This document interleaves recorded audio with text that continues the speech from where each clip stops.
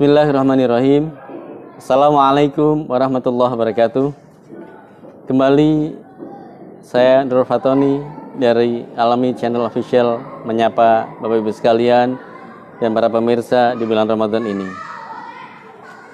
Di kesempatan hari ini ingin disampaikan tentang adab-adab dalam pergaulan.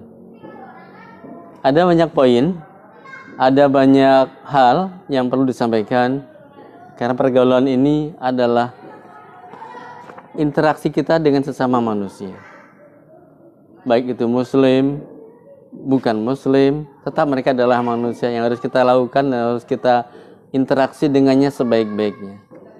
Dan orang menilai diri kita adalah dari bagaimana kita berinteraksi dengannya.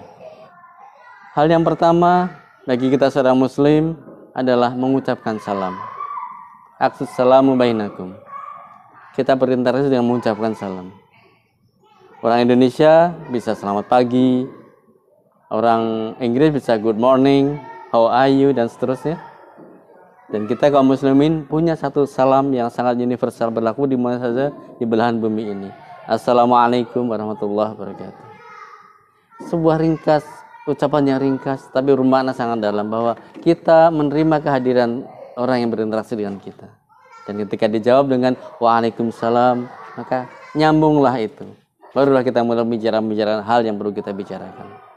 Sehingga entry dari komunikasi kita adalah sesuatu yang sangat menarik, mengenakan kedua belah pihak. Bukan one way communication, tetapi two way communication.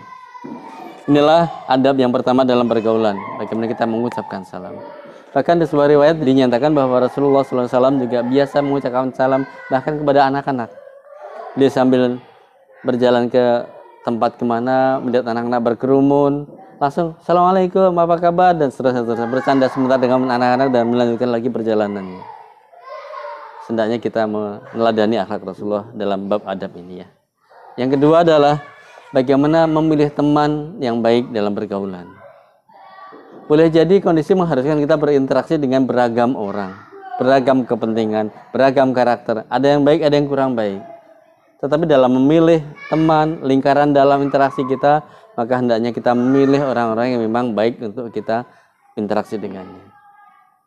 Ibaratnya kita berinteraksi dengan pedagang minyak wangi, atau kita berinteraksi dengan pedagang yang lain. Mohon maaf, misalkan pedagang sate, dapat asapnya, tapi belum tentu dapat satenya. Tapi kalau minyak wangi, kita dapat bau wanginya minimal. Itulah ibaratnya ketika kita memilih teman dalam bergaul. Banyak kasus, banyak kejadian di mana kita terjerumus dalam satu hal karena salah memilih teman dalam pergaulan. Bukan hanya anak-anak, orang tua pun banyak yang seperti ini. Na'udzubillah, semoga Allah jaga kita. Adab yang ketiga dalam pergaulan adalah kita mencintai berinteraksi karena Allah semata-mata. Siapapun orangnya tidak akan suka kalau interaksinya dilandasi dengan pamrih, kepentingan, dan sebagainya. Tetapi yang paling tulus adalah interaksi karena Allah semata-mata. Dan inilah yang paling kuat ikatannya. Ketika Allah satukan hati kita karena Allah, maka mudah-mudahan menjadi sebuah interaksi yang sangat baik, pertemanan yang sangat kuat, persahabatan yang sangat indah insya Allah.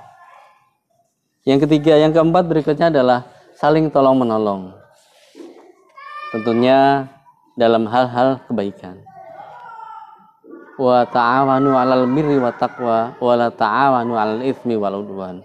Dan hendaklah kalian saling tolong-menolong dalam kebaikan dan ketakwaan, dan jangan tolong-menolong dalam kejelekan dan kedosaan. Jamaah rahimakumullah, sangat banyak kemungkinan kita berinteraksi di tengah masyarakat, dan saling tolong-menolong ini adalah kunci yang harus kita pakai dalam interaksi dengan masyarakat. Kita memiliki hak terhadap orang lain juga memiliki hak terhadap kita.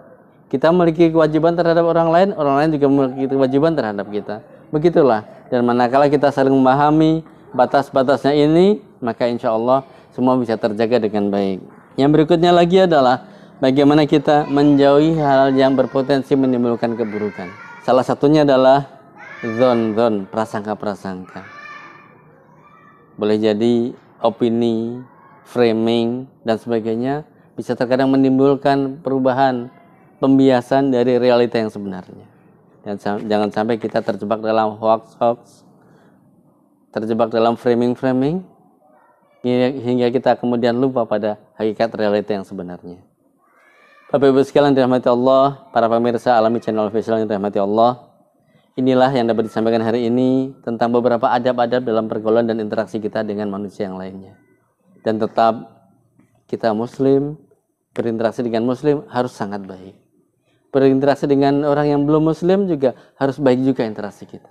Jangan sampai kita membuat perbedaan yang sangat-sangat signifikan sehingga justru malah kontraproduktif dengan apa yang seharusnya dijalankan sebagai seorang Muslim. Cukuplah Rasulullah SAW sebagai contoh bagi kita. Bagaimana beliau dalam adab pergaulannya dengan siapapun beliau tidak berubah karakternya, tidak berubah interaksinya, tetap baik dalam adab-adabnya. Demikian aku qouli hadza wal afu minkum. Assalamualaikum warahmatullahi wabarakatuh.